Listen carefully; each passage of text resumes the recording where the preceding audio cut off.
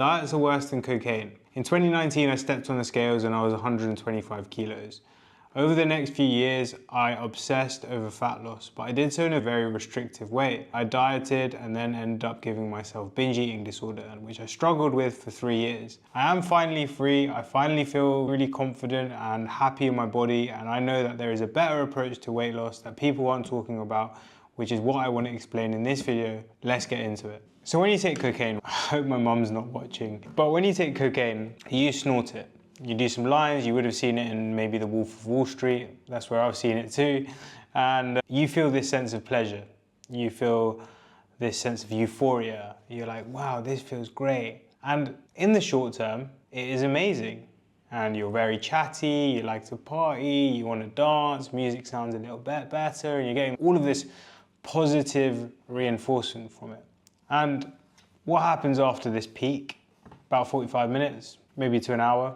Don't know how I know all the specifics, but after this period of time, you have this come down, and this is where the cocaine wears off. And this is where you feel a bit shitty and you start craving more. You start craving more of that, and you start actually going back into this kind of depressed state where you're like, I don't feel good. And what happens is you're getting this massive peak in dopamine because of the cocaine. It makes you feel super pleasurable, and then as a result, you get a massive crash. When you go on a rigid diet, you, in the present moment, feel really good because you go on a really restrictive diet. If you're on a restricted diet, you've probably had a period of gaining weight prior to it, because that's the reason why you're going on a diet. You're like, probably time I get in shape.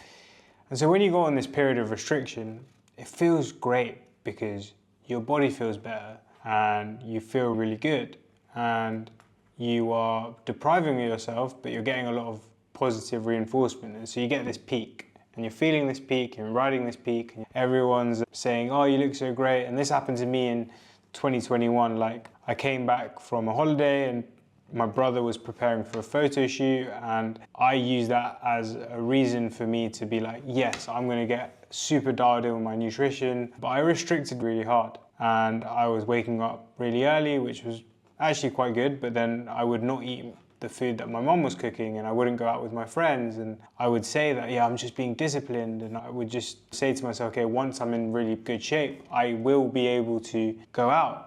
And I justified this mentality. I remember there was my cousin's birthday party at a pizza restaurant, and I said to my mum, I was like, yeah, I'm not gonna come because I'm taking this diet really seriously. And like, looking back, in the moment, I just thought I was being disciplined to make me feel good in the moment. When I look back, I was just doing these things because I was getting this positive reinforcement and I didn't want to lose progress. But then what I didn't realize is because of the obsessiveness and the restriction, a crash came afterwards, just like with cocaine. And the reason why diets are worse, and I'm going to explain what this crash was in a minute, but like the reason why the diets are worse is because no one questions it. Like, diets give you social approval, like you lose weight. And people are like, oh wow, well done, you've done so well for yourself, but they didn't realize what's going on under the hood. And for me at the time, I was super obsessive.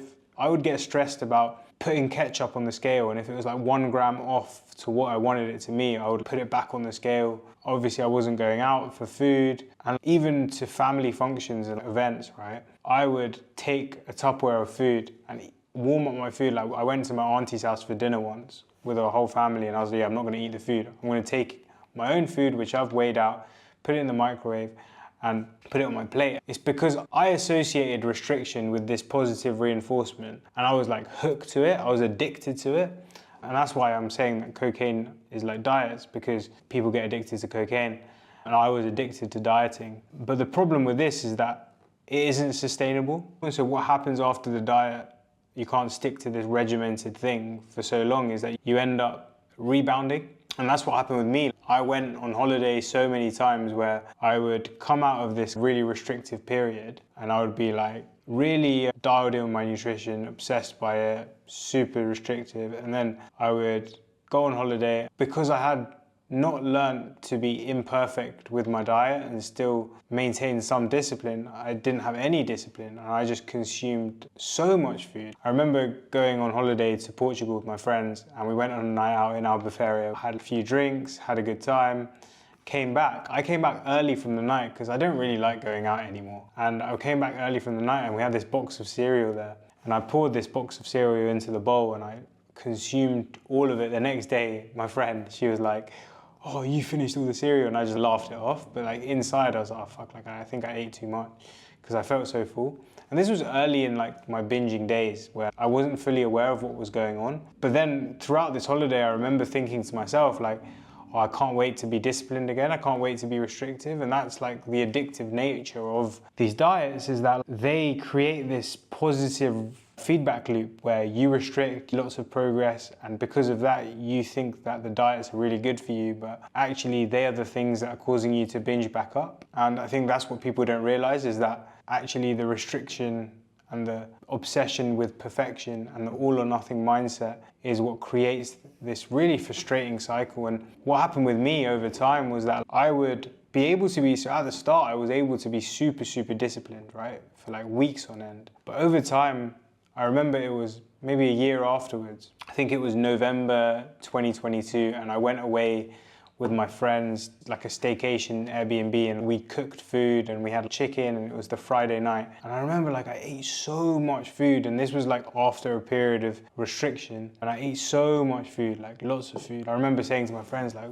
what's going on? Like why am I still eating? Like at that point I still hadn't understand that this binge restrict cycle had occurred. And I came back from that trip and I was like, all right, I'm gonna get back on the diet as I usually do, and I'd think about how disciplined I was gonna be, how much progress I was gonna make. And then I realized that like I really wasn't able to be restrictive, and I wasn't able to maintain that level of obsession and discipline that I had previously been able to do. And so I was just at that point, and that's when it got really bad, where like I would restrict for a few days and then binge, and then restrict for a few days and then binge, whereas before it was like a few weeks of consistent restriction. And so I think it's so important to realize that like obsession over having the perfect diet, whilst in the present moment feels really good, it can be super damaging in the long term after we have the crash post-restriction period. And I think a better approach is to really understand why we're restrictive. We obviously want to restrict our calories because we want to lose weight, but then why do we actually want to lose weight? And often it's for different reasons. Sometimes it's for more status, we want to look better. Sometimes it's because we feel like being at the weight that we're at, we're not performing at our best, or not being consistent, it means that we're not performing at our best. Or sometimes it's because we're fearful of our health outcomes. And so if we can deconstruct the reason why we are restricting so much and actually understand the reason behind it, whether it's fear, status, or some sort of performance thing, then we can actually optimize for those things rather than chasing something that is going to cause us to binge and actually be super unproductive in the long term. So say if we actually want to look better, right? Say if that's the goal, and we think that restriction is the answer to that. If we can actually understand that restriction isn't the answer, and actually just eating healthy, lifting weights, eating a high protein diet, doing our walking, and focus on that as a means to feel the same result that restriction gives us, then the restriction of calories and the need to do that goes away because we have all these other things and all these other kind of metrics to focus on.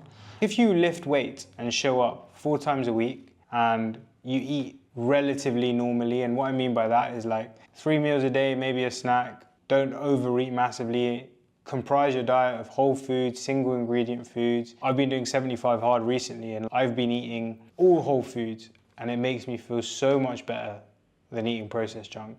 Honestly, it just feels so good. I'm saying that from my experience, and this is in 35 days and I have lost 4 kilos and I don't feel restrictive because I'm just focusing on showing up for myself, and I'm still getting these superficial benefits of looking better, but without feeling restrictive. And so it means that after this period of losing weight, I'm not going to feel the need to binge back up because I haven't done it in such a restrictive way. And it's the same with, say if you're restricting because you think that losing weight is going to give you better health outcomes. There's so many other metrics that are going to give you better health outcomes, like obviously calorie restriction and losing weight, especially if you've got high body fat percentage, is going to help. But the way that you can do that is that you're just focusing on improving your diet, maybe doing more cardio because that's going to improve your health outcomes. Also being a little bit more mindful about portions without feeling like you need to eat 1,000 calories. Because the point that I'm trying to make here is that intense restriction is going to be the thing that causes you to rebound. And so if we can find other things to focus on that still give us the benefits that we're looking to achieve, then it's going to be a way more sustainable approach and not going to have these massive peaks where we're making lots of progress and then having these crashes where we binge back up. So if you found that helpful and you resonate with that, then comment below. Otherwise, remember, become the person that you want to be. Peace.